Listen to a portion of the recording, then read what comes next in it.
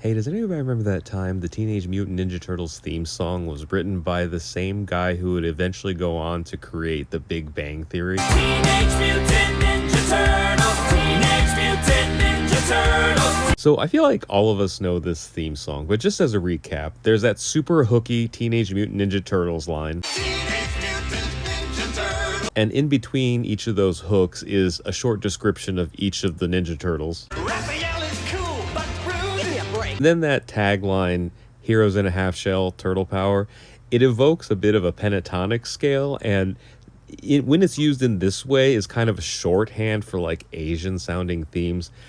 It doesn't age incredibly well, but it's not like the worst thing that's happened in music, and we all remember it. Heroes in a half shell. Turtle power. But I think the biggest surprise, and I just learned this maybe 5 or 6 years ago, was that this theme song was actually written by Chuck Lorre, who created Two and a Half Men, Dharma and Greg, and like I mentioned earlier, The Big Bang Theory. I didn't even know that Chuck Lorre was a musician, but how I learned of him writing the Ninja Turtles theme song was I was at an event and I had met one of his employees, and I had mentioned that I was a musician here in town, and he was like, "Oh, my boss is a musician." I was like, "Well, who's that?" It's Chuck Lorre. And I was like, "The TV producer? Like the guy that created Dharma and Greg?" And he's like, "Yeah, he wrote the original Ninja Turtles theme song." I was like, "Whoa, wait, back up."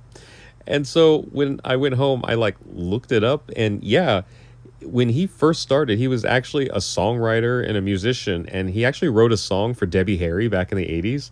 And it turns out he also wrote a lot of the music for the shows that he produced, including Big Bang Theory and Two and a Half Men. I've actually gotten to talk to a few TV theme songwriters at length,